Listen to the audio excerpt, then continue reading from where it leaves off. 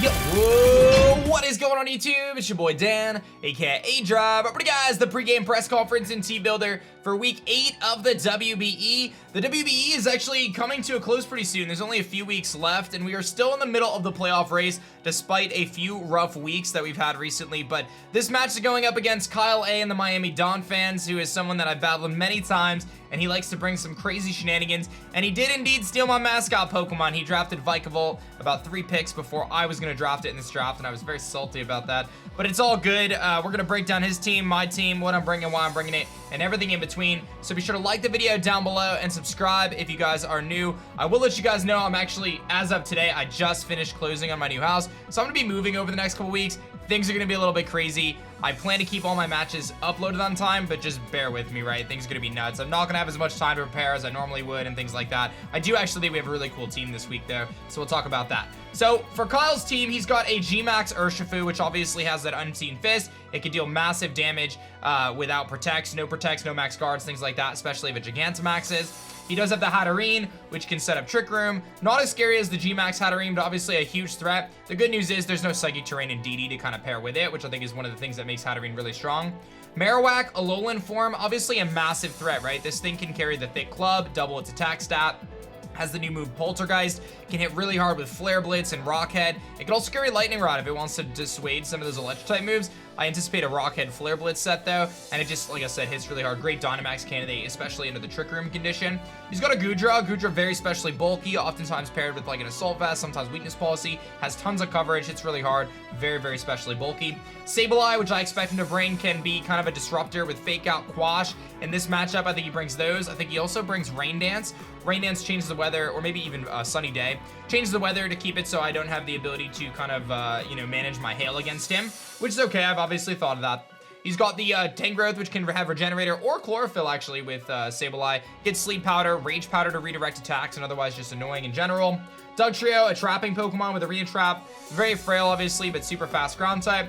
Mantine, which takes advantage of the Swift Swim that Sableye can set up with Rain Dance. It would be an offensive sweeper, most likely. He could potentially bring it. He's led Sableye Mantine before, so definitely a possibility there. Vikavolt, I think he brings just to try to spite me, of course. A very powerful special type attacker. In this matchup, I think he brings it with like Mud Shot, Thunderbolt, Bug Buzz. That way he can hit some of my steel types. And then he's got Dunsparce, which is known for flinch shenanigans, otherwise not super good. And then Porygon, which is his secondary Trick Room setter, very bulky with the Eviolite item.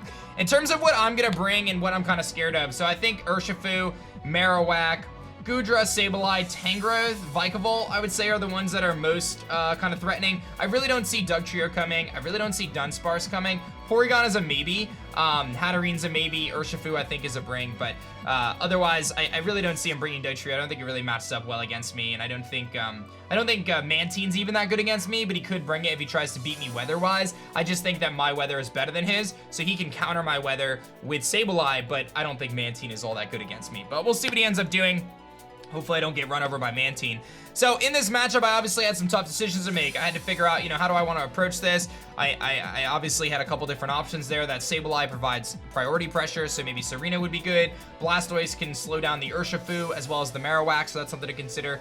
Hitmonchan, while I had its debut and it wasn't a bad one last week, not too big of a deal. Didn't think it was that good. And then Rotom could be really strong against him, as it does obviously hit a lot of things super effectively, but because that Marowak can carry Lightning Rod, I decided to go against it. So here's what I'm going to be bringing. I'm actually going to be bringing Togekiss with Super Luck and Scope Lens. This Togekiss is a crit kiss, right? So 50% chance to critically hit. Super Luck plus Scope Lens makes it 50%.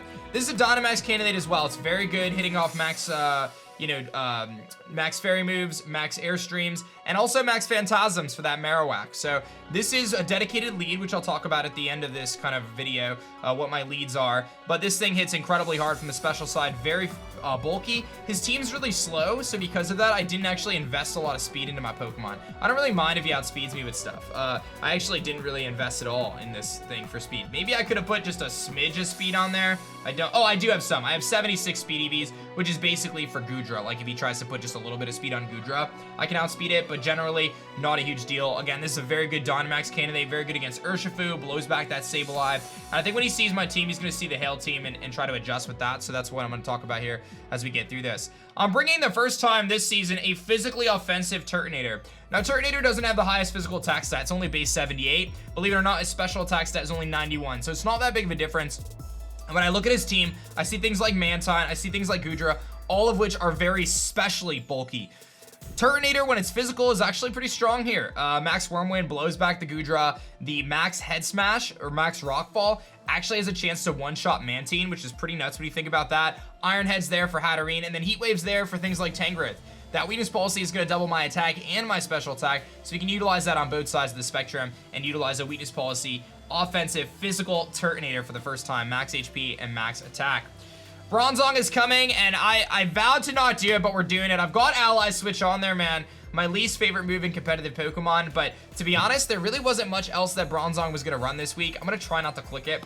But Rock Tomb is there to hit my own Turtonator, Hypnosis for shenanigans, Trick Room for shenanigans, obviously. I think he's going to try to set Trick Room himself, so we're going to counter it if we need to. And then Ally Switch, because again, there really wasn't much better. I think that it could win me a game if I had it, and in hindsight against Duncan, if I had Ally Switch, I probably could have won that game on one clutch Ally Switch play. So I thought it was worth considering there.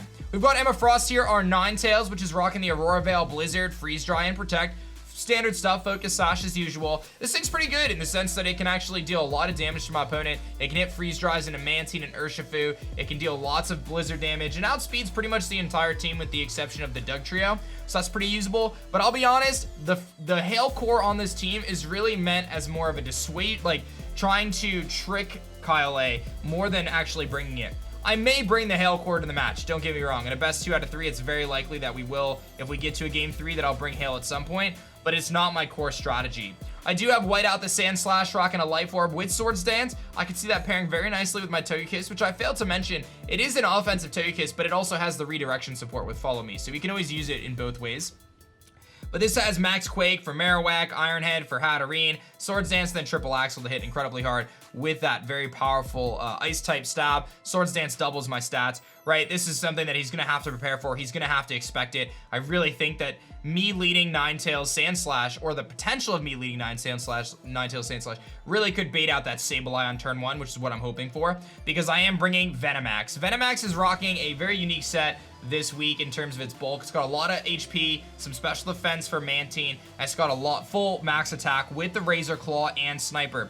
What that means is when I use moves like Night Slash and Cross Poison, much like Togekiss, I'm going to be hitting 50% of the time critical hits, and the Sniper ability makes it so my crits don't do 1.5 times damage, they do 2.25 damage, so it actually does double and a quarter damage, which is insane damage output. We've also got the beautiful tech there of Snarl, so in a lead situation with Vikavolt, if he goes Trick Room lead, Hatterene, Vikavolt, I could Snarl, but realistically what we're doing here is we're clicking Knockoff against Marowak, we're clicking Knockoff against Porygon, and we are clicking Night Slash and Cross Poison against mostly everything else.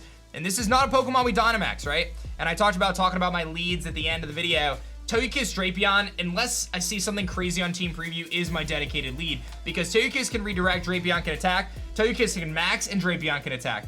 Either way, and then we put Turtonator in the back as a Trick Room option in the back, so if he gets Trick Room up, it's no big deal, I'll have my Turtonator available, right?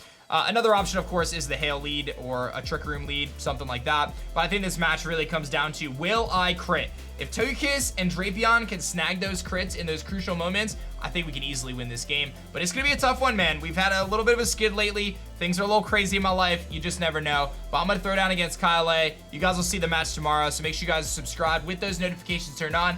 Hit that like button if you enjoyed this team breakdown. Hopefully we can pick up a W. Just a few weeks left in the WBE, so I'd appreciate your support as we round out the season and hopefully clinch that playoff spot soon. That's going to be it for me, guys. My name is Dan. I also go by aDrive, and I will catch you guys on the next one. Peace. If you enjoyed this video, I'm sure you're gonna love this video. However, YouTube thinks that you're gonna like this video. So check out one of the 2 videos and have yourself an awesome day. Peace.